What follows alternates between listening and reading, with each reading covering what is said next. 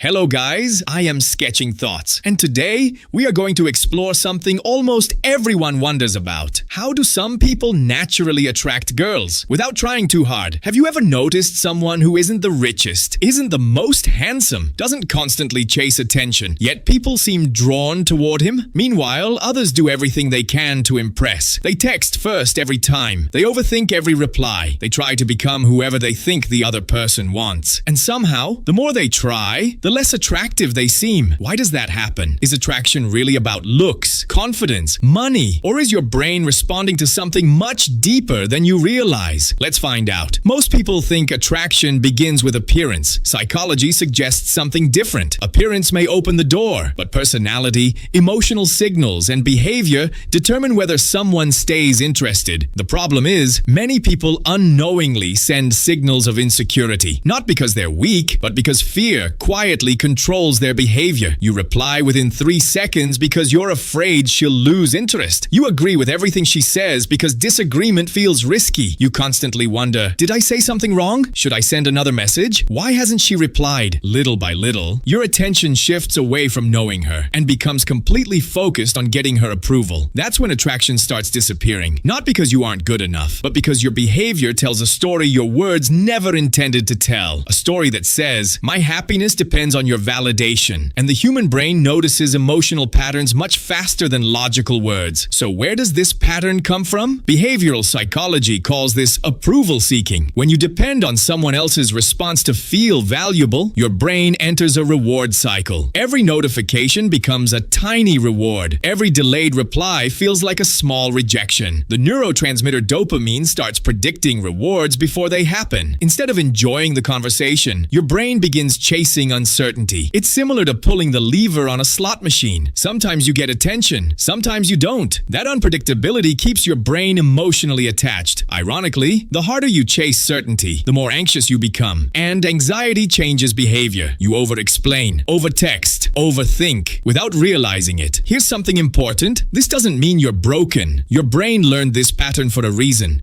Humans evolved in groups. Being accepted once meant survival. Rejection could mean danger, so your nervous system naturally pays close attention to social approval. The problem is, modern relationships activate ancient survival systems. A delayed text isn't life-threatening, but your emotional brain sometimes reacts as if it is. Understanding this changes everything, because you're not fighting attraction. You're managing your nervous system, and that changes how you show up around people. Imagine your mind as a lake. When the water is calm, people can clearly see what's beneath the surface, your humor, your kindness, your intelligence. But when fear constantly creates waves, everything becomes distorted. The goal isn't becoming someone new, it's calming the water, because attraction often grows in emotional stability, not emotional performance. Before we continue, if you're enjoying this deeper look into psychology, take a moment to like this video. Leave a comment about your thoughts and subscribe to Sketching Thoughts. It helps the channel grow and allows us to keep exploring the hidden psychology behind everyday life. Now, let's understand what actually creates genuine attraction. Principle 1. Build a life that doesn't depend on one person's attention. Psychologists studying self-determination theory found that people naturally appear more confident when their identity is supported by multiple sources: friends, purpose, skills, hobbies. When one relationship